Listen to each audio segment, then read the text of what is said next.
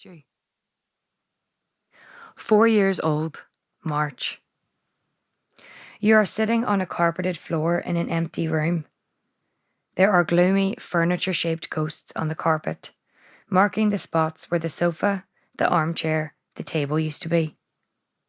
The rest of the carpet is faded by sunlight to the colour of nausea. Only the TV remains. It's squat and chunky, with a huge protuberance out its back, like a skull.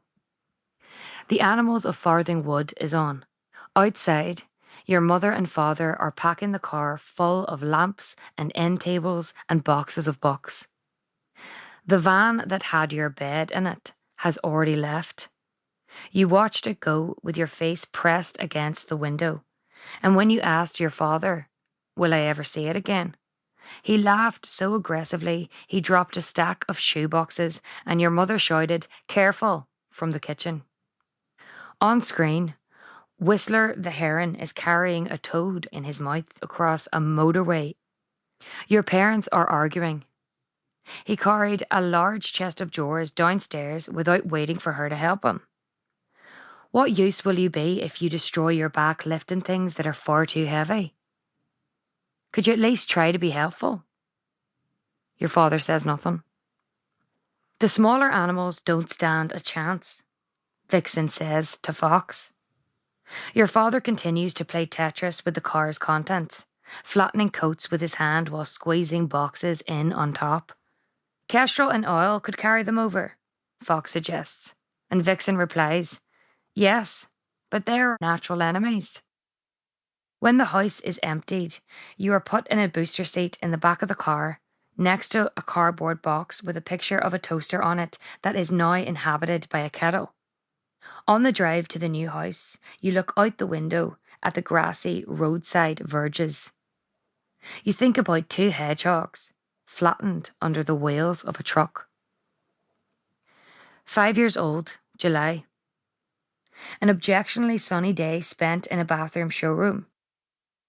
Your mother and grandmother, your only living grandparent, are debating the merits of a chrome finish, and you have used up the hours gliding between the rows of toilet seats, stroking the plastic and ceramic and wood.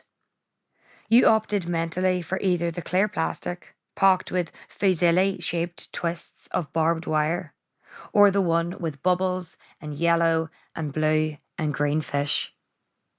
Finally, after choosing a single lever mixer tap, your mother selects the ashy blue toilet seat.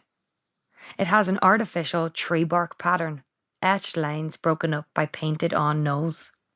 The oddness of the simulacrum makes you wonder if you're supposed to feel like an animal shitting in the woods. On the walk back to the car, you decide to say loudly, "I don't like the one we got. I think it's disgusting."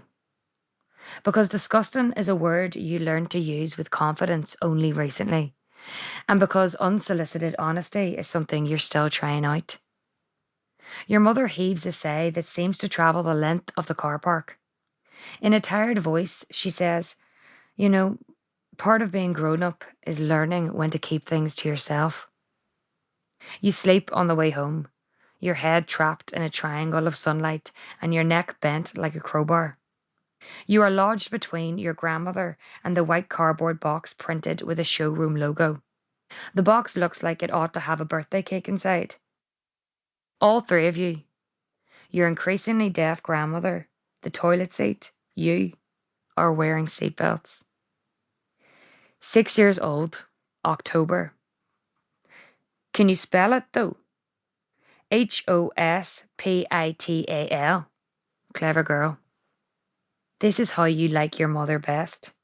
She seems most relaxed when she's driving, and she seems to like you best when you're learning new words. A muffled ringing noise comes from her handbag. She mutters, "Blast," and then twists in her seat to show you her exaggerated guilt face. You laugh. She pulls into a lay-by and scrabbles for her phone. Her blonde hair is in 2 shoulder-length plaits, thin as fingers. She answers the phone.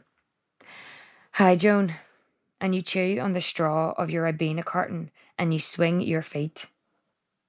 She says, "Uh-huh, uh-huh."